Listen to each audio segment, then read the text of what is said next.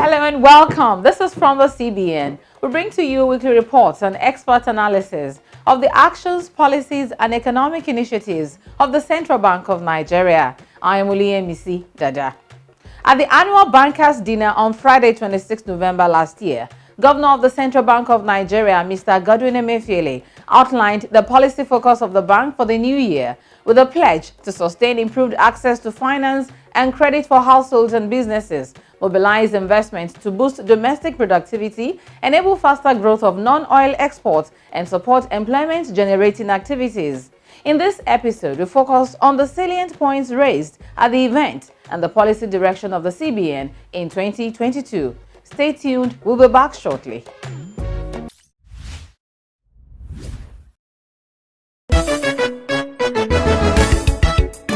North, South, East or West, male or female, old school or millennial, rural or urban, the Naira is the same, and so is the e-Naira. The e-Naira is a legal tender issued by the Central Bank of Nigeria. So, let's embrace it. The e-Naira will foster financial inclusion, improve access to credit, facilitate cross-border remittances, and it's easier to transfer. E-Naira, same Naira, more possibilities. This message is from the Central Bank of Nigeria, CBN. You're watching from the CBN, and today we bring to you the policy focus of the Central Bank of Nigeria for this year, as contained in the keynote address delivered by the CBN Governor, Mr. Godwin Emefiele, at the November 2021 Annual Bankers' Dinner. As would be expected from an incisive analysis of any major economy in the world, Mr. Emefiele began with an initial background of the Nigerian economy before the COVID-19. Prior to the start of the pandemic in 2019, our economy was making steady progress out of the difficulties from the global oil price vagaries of the previous year. Indeed, our GDP growth rate for 2019 stood at 2.3% on the back of a relatively strong fourth quarter GDP of 2.55% that year. This growth was accompanied by significant foreign capital flows due to improved fundamentals of our economy. Then came knocking the pandemic during the first quarter of 2020, and indeed, it's been close to 2 years since the onset of the COVID-19 pandemic and the wide-ranging impact it has had on not only global economy, but also the Nigerian economy. We must all remember that while its economic damages have been enormous and will be highlighted soon, this pandemic is first and foremost a public health crisis instigated by a virus that has infected 259.7 million people and claimed the lives of 5.2 million people globally, including 2,974 of our fellow Nigerians and loved ones. Indeed, let me state that in May 2020, it would have been unlikely to hold an event of this nature with the number of people we have here today. Our ability to come together today is a reflection of the progress that has been made in containing the spread of this virus, as well as in supporting improved economic activity over the past 2 years. He proceeded to describe the state of the world economy in the wake of the pandemic and its economic impact globally and in Nigeria. As you may recall, 2020 was a year like no other for the global economy and indeed the Nigerian economy. The onset of the COVID-19 pandemic in the early part of 2020 and the containment measures put in place to slow the spread of the virus led to an unprecedented decline in global growth, last seen since the Great Depression of the 1930s. Most advanced and developing economies fell into a recession, which led to a significant contraction in global growth by minus 3.1% in 2020.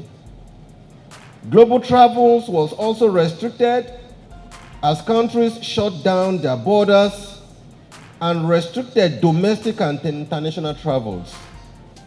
According to the latest Economic Impact Report by World Trade and Tourism Council, the global travels and tourism sector lost about $4.5 trillion from the effects of the travel restriction, quarantines, and other related measures. Also, according to the International Labour Organization, in 2020, over 255 million full-time jobs were lost as a result of the pandemic. During that period, we saw a volatile oil market.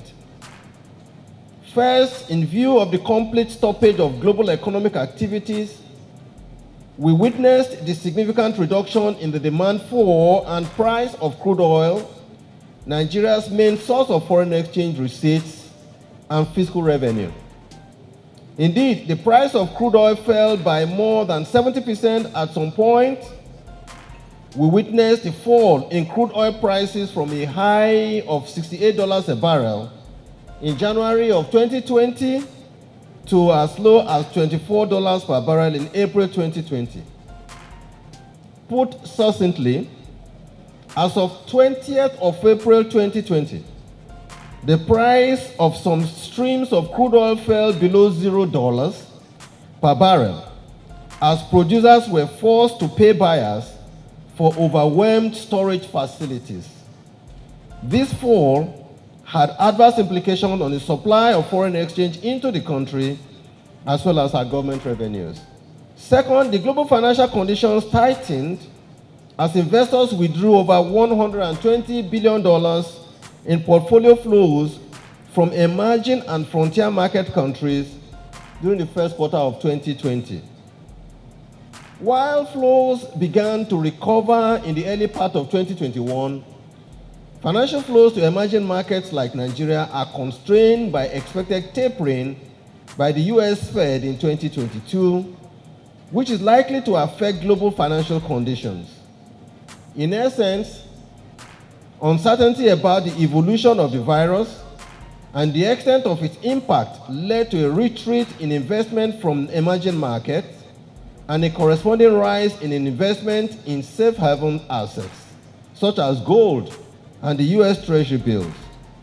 The resulting outflow further heightened pressures on the currencies of major emerging market countries like Nigeria, and this ultimately resulted in the adjustment of our exchange rate.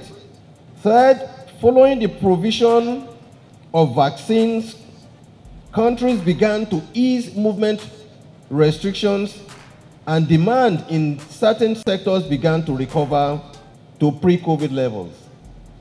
Unfortunately, the surge in demand has contributed to significant supply chain disruptions, which has contributed to elevated inflation in advanced and developing markets.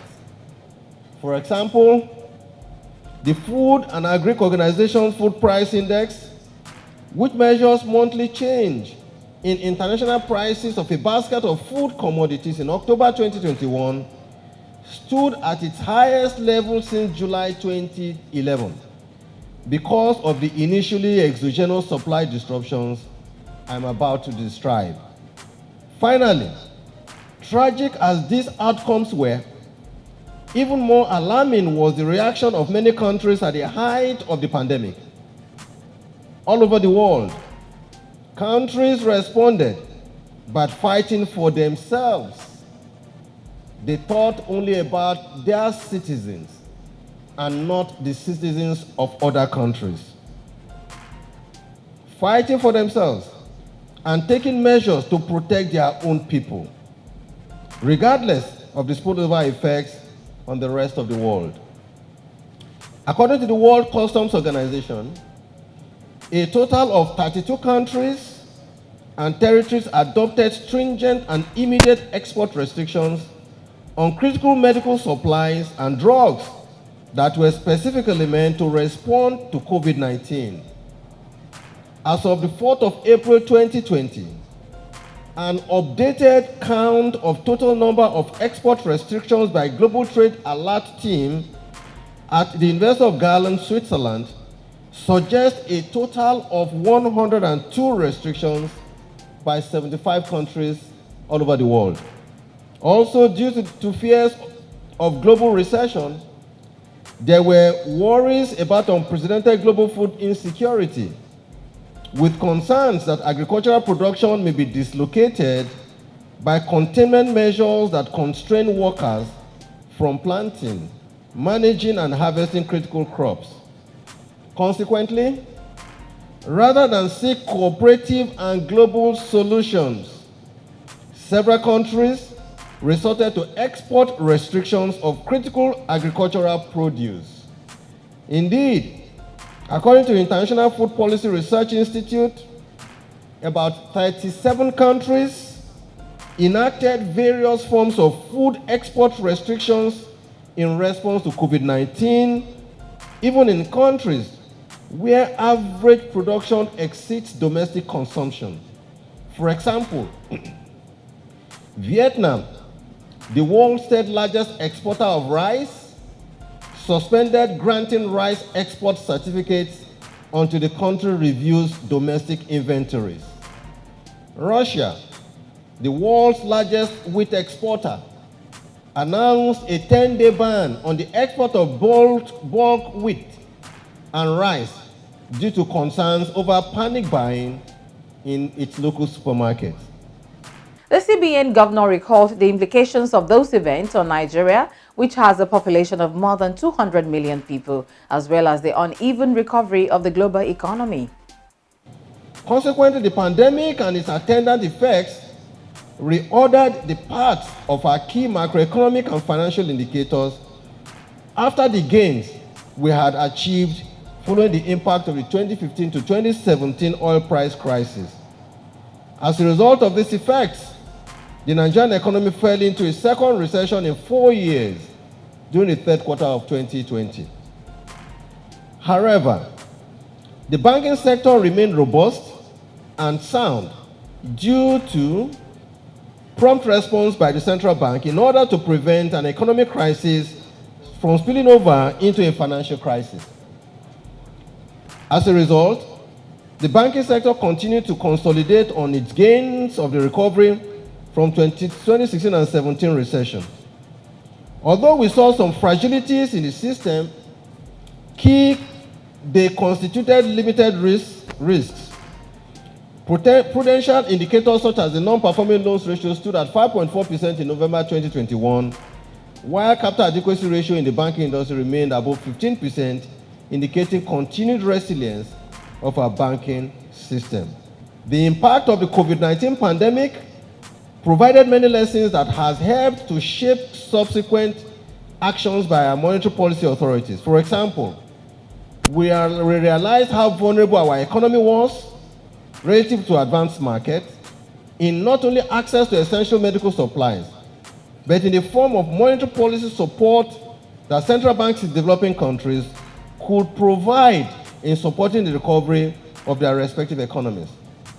Rather than let the crisis compound our problems, we reflected on ways in which we could turn the crisis into an opportunity, one that will reset the trajectory of our economy from its dependence on imported items to one that is more resilient and productive.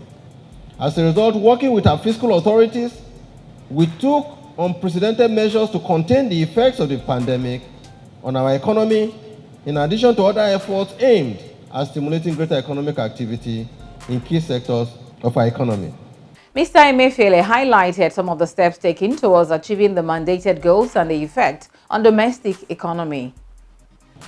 As a result of these measures, we witnessed robust economic recovery as GDP growth stood at 4.03% during the third quarter of 2021, following the 5.01% growth recorded during the second quarter of 2021. The economy has remained on a positive growth path for 4 consecutive quarters after the recession during the third quarter of 2020, 41 out of 46 sectors assessed during the third quarter by NBS recorded positive growth, as growth was driven by significant improvements in our non-oil sector. Our interventions, particularly in the manufacturing and the agricultural sector, significantly helped to encourage continuous improvement in growth in these two key sectors of our economy. Today, our food production systems have become more sustainable due to the improved output at our farms and local factories. Output of staple commodities such as rice, maize, palm oil, and tomatoes have grown significantly, and we have also seen increased efforts of our local manufacturing firms to engage in backward integration efforts. On inflation, inflation has continued to moderate for 7 consecutive months as it declined from 18.17% in March 2021 to 15.9% in October 2021. On reserves, supported by our demand management policy, in addition to support from successful issuance of the €4 billion bond and IMF SDR, our reserves today stand at over $41 billion, which is enough to support over 9 months of imports. This is not just a moral booster for both foreign direct and portfolio investors willing to invest in the economy, but it provides significant firepower to support our domestic industries that need to import critical machines. On exchange rate, as a result of our demand management again, the Naira has remained largely stable at 411, sometimes moving to up to about 415 at the I&A window since the discontinuation of FX allocation to bureau de change operators, along with the convergence between the CBN and FX rates. Our current account deficit has narrowed significantly from a huge deficit of 4.53% of GDP in the fourth quarter of 2020 to minus 0.44% of GDP during the second quarter of 2021 due to a surplus position in the goods account. eNaira is here. Get ready to expand the possibilities of what your Naira can do for you by adopting Nigeria's official central bank digital currency. Your eNaira journey begins with the CBN issued Speed Wallet app. To get started, visit the Google Play Store or Apple App Store. Search for eNaira and click on the install button. Now that you have the Speed app, to register, click on Sign Up. Then click on Sign Up with your bank. Find your eNaira partner bank and select. This is any bank you have a verified account number with. The Create Account screen pops up. Insert your 11-digit phone number. Set and confirm your password. This will be your eNaira wallet password going forward. Click on Continue after the button turns green, and you will be taken to the personal information screen. Insert the following as used on your BVN: your first name, your last name, your date of birth, your state of origin, your account number in the chosen partner bank, your BVN number. Click on Continue after the button turns green to review information supplied, and then click Submit. Note that when signing up, you have a maximum number of free attempts to get it right, after which the system will lock you out for 30 minutes. An activation link is sent to the email linked to your BVN, which expires after 1 hour. Once activated, you have become officially registered. For individuals and for businesses, eNaira and the eNaira Speed Wallets make the worries of handling money yesterday's problem. Begin your journey now. eNaira, same Naira, more possibilities. Thank Thanks for staying tuned. Governor of the Central Bank of Nigeria, Mr. Godwin Emefiele, having highlighted the impact of the various accommodative policy measures of the bank, which led to the swift exit of Nigeria from recession, projected that inflation will continue on its downward trajectory in 2022, and proceeded to the policy focus for the new year.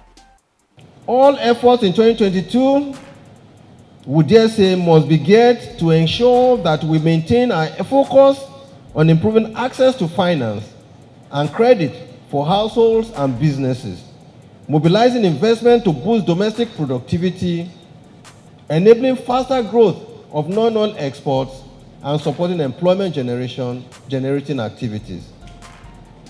In an effort to implement policies that would engender growth and employment, the CBN recently unveiled the 100 for 100 policy on production and productivity.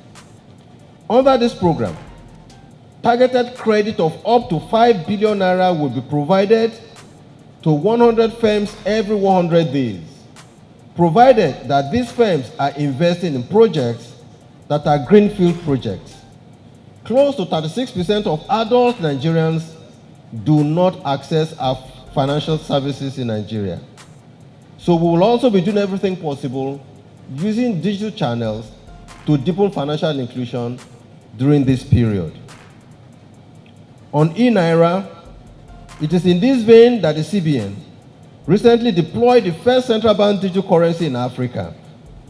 The e-Naira, which would help in attaining our goals of fostering greater inclusion using digital channels, supporting cross-border payments for businesses and firms, and providing a reliable channel for remittance inflows into Nigeria.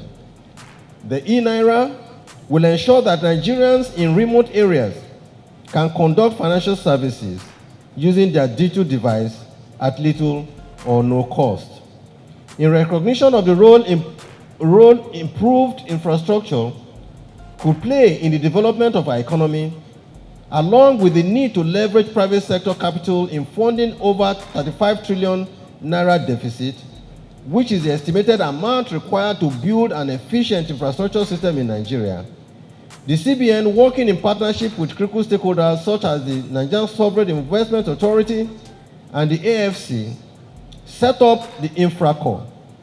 InfraCorp is expected to raise over 15 trillion in its first phase to support investment in critical infrastructure in Nigeria. Now, we also do intend to mobilize international capital. A key challenge to supporting the growth in key sectors of our economy is access to large pools of cheap investment capital. Today, over $100 trillion is held by institutional investors in OECD countries, most of it invested in low-yielding assets relative to high-yielding opportunities in Nigeria. And working to tap into this pool of funds will require the setup of an investment framework that offers comfort and security to investors seeking to invest in critical sectors of our economy. As a result, the CBN is working to set up the International Financial Center at Eko Atlantic City in Lagos that will serve as a hub for attracting domestic and external capital, which is needed to strengthen our post-COVID economy. Our International Financial Center, when fully operational in the second quarter of 2022, will help to position Nigeria as a key destination for investment in Africa. It is imperative that we work to build a more resilient economy that is better able to contain external shocks whilst supporting growth and wealth creation in key sectors of our economy.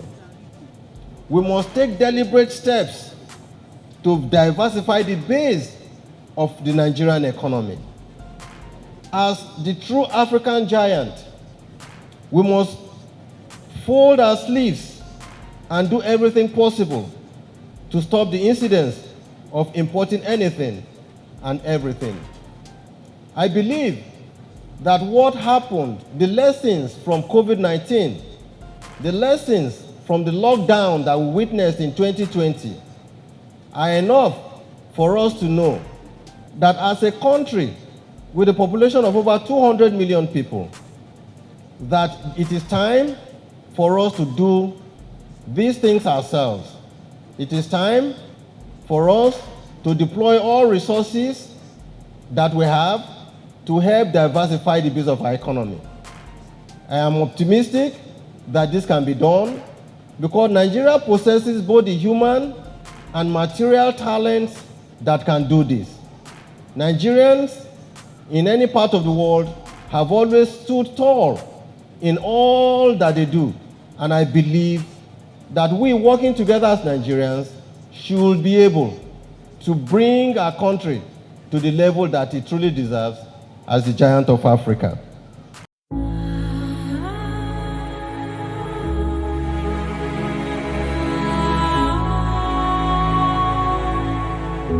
Nigeria is a rich nation of green land, rich resources, countless crops and commodities sufficient to feed and provide a means of livelihood for her teeming population.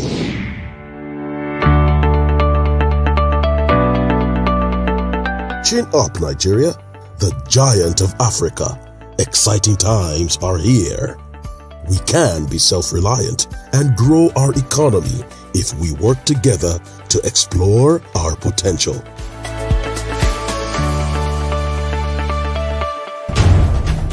It takes a whole nation. Let us get involved. Buy Nigerian to grow Nigeria. And that's the much time would permit on the program this week. Report unresolved banking issues to the CBN Consumer Protection Department through the email address cpd@cbn.gov.ng with relevant documents. Call the CBN Contact Center using the phone line +234 700 2255 226. Local rates may apply.